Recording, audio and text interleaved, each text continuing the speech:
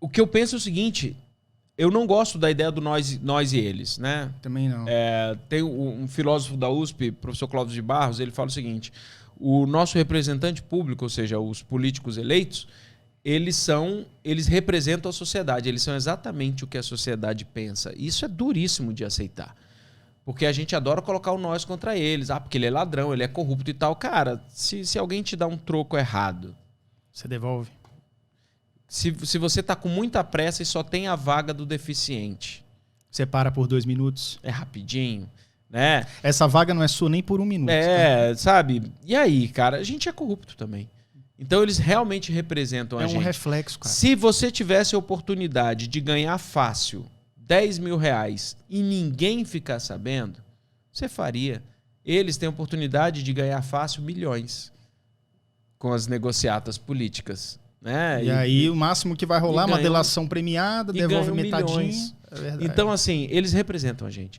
Eu voto, a maioria das pessoas quando vota pensando no seu benefício próprio.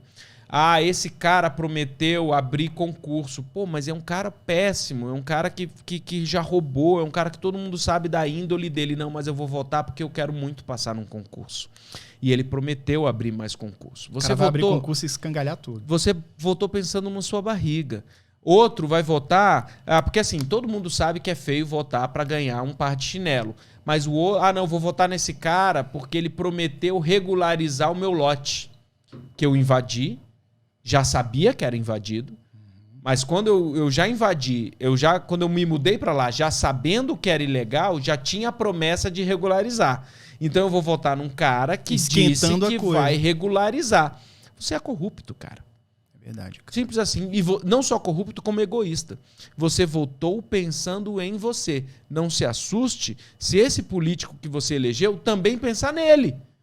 Ele representa o seu pensamento. Se o seu pensamento vale, antes de qualquer coisa, o meu benefício pessoal, o político está pensando do mesmo jeito. Antes de qualquer coisa, vale para ele o benefício pessoal dele. Ou seja, eles nos representam. Não existe nós e eles. Então, tá tudo na nossa mão. Tá na nossa mão colocar eles lá.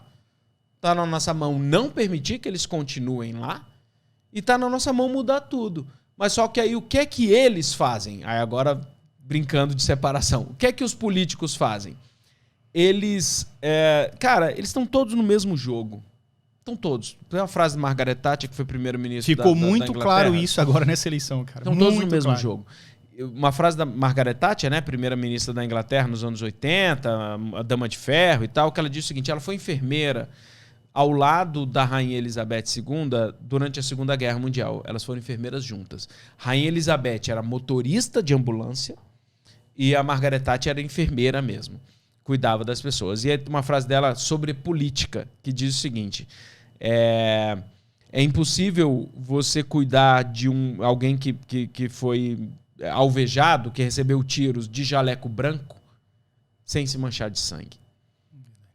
O que ela está dizendo com isso? Cara, quem entra na política vai se sujar de sangue. Vai se sujar. Você está lá dentro, cara. Você não consegue. Impossível você entrar seco num rio e sair seco do outro lado. É impossível isso.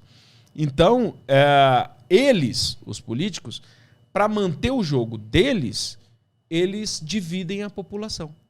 Enquanto eles estão todos do mesmo lado, que é o lado deles, a gente está aqui de fora brigando entre esquerda e direita, entre azul e vermelho. E não deixando ter clareza de que, na verdade, você tem que ver quem vai cuidar mais de tal pauta, quem é menos corrupto. A gente está aqui brigando entre... Eu vou votar nesse ponto e não ganhar. Entre bolsominions e petralhas, sabe? Verdade. Enquanto eles continuam lá. E para eles é jogo que a gente continue brigando. Porque qualquer movimento que a gente faça, vai ter alguém falando só tá fazendo isso porque é petralha. Tá fazendo isso porque é bolsominion. Tá fazendo isso porque não sei o quê. E aí você tem a população, em vez de se unir por um bem maior, tá todo mundo dividido, mesmo que seja por um bem maior. Mas é uma pauta que não serve porque é uma pauta que surgiu do outro lado. Né? Como se isso deslegitimizasse a pauta. Sim. Só para dar um exemplo bem concreto, uma vez um determinado governo local aqui foi completamente abandonada a ponte JK. Isso já tem uns sei lá, uns 15 anos. Cara, a ponte de JK quase caiu, bicho. Tava enferrujando as bases, não foi pintada durante 4 anos. Não tinha mais nem luz, cara. Não tinha nada. Foi completamente abandonado. E por quê? Porque quem inaugurou foi o Roriz. Eu tenho todas as críticas ao Roriz. Absurdo, né? Mas, cara, no momento que ele entregou essa ponte... Ela é nossa. Não é mais dele. É minha. A ponte é minha. E não quero saber. Todo mundo... O cara que recebe pra cuidar, tem que cuidar, bicho. Ah, não, mas ele não cuidou porque não vou fazer manutenção na ponte que tem a imagem política do outro cara. Ah, pelo amor de Deus, né, cara? É muita burrice. É burrice. E como eu falei pra você, Brasília é uma cidade que sempre teve, sempre que eu trazia os parentes aqui, eu sempre falava, olha, é uma cidade bem cuidada, é uma cidade que, ok, é Brasil, tem as suas dificuldades, suas desigualdades grandes, mas é uma cidade bem cuidada, onde você vai até nas cidades ditas satélites, né, que tem uma classe social menos favorecida na grande maioria das vezes, ainda assim as coisas são organizadas. Você tem uma escola classe ali que é ajeitadinha, se você olhar, comparar, sei lá, no interior do Maranhão, digamos assim, você vê muita diferença, né? Então, cara, assim, tem uma coisa que vai funcionando. Brasília ainda é uma ilha. Ainda é uma ilha. No Brasil. Diria o Renato Russo, ele dizia ainda isso, é. Né?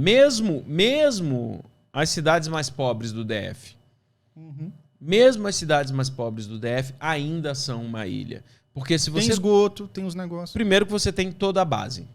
Você tem escola, você tem hospital. Ah, mas tem um hospital, daqui é um problema. Mano, vai no hospital no Piauí. Vai lá. Vai entender.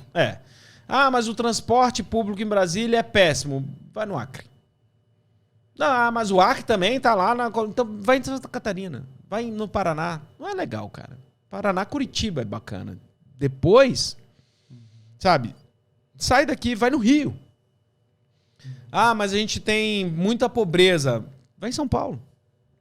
É verdade, cara. Mesmo os lugares menos favorecidos, mais carentes do DF, ainda são melhores do que de outros lugares. Ainda assim. Porque, querendo ou não, você primeiro tem o Estado presente do lugar. A gente tem policiamento bacana em Brasília, uma polícia acima da média, né? Uma polícia que 98% dos policiais daqui tem curso superior. Isso é, bicho, Brasil, cara. Né? Você tem policiais que ganham bem. Tá, tem problema? Tem, como em qualquer lugar tem. Você tem escola, basicamente para todo mundo, ensino bom. Hospital, basicamente para todo mundo, mesmo com as tretas, mas tem. Fora isso, é tudo perto, você se move em Brasília. Para você sair de um lugar, no pior engarrafamento de Brasília, num dia de chuva, 6 horas da tarde, na IPTG, você fica 2 horas, bicho. E você anda 40, você não para totalmente. Você vai devagarinho. 2 horas. No Rio, o engarrafamento no Rio é 10 horas. É foda, cara. Em São Paulo, é 13, 14 horas. Se chover, se alagar. Aqui você anda. Aqui tá acontecendo. Em Brasília, a gente ainda consegue, espero que isso não acabe nunca, não é uma loucura. Eu gravo entrevistas dentro de um carro, dentro de uma Brasília. Quantas vezes gente, principalmente Rio e São Paulo, que eu estou entrevistando, os artistas, a gente para em sinal, quase todos têm um movimento automático de fechar o vidro. É verdade. Quando para no sinal. A gente não fecha o vidro. A gente nem pensa nisso. Nem pensa nisso. É o carro com a vidro. E carro com ar-condicionado moderno, que o pessoal anda sempre com ar-condicionado. Não, aqui eu ando com os 4 vidros abaixados para vidro aberto correr. E tá tudo bem. A gente não tem verdade. Isso.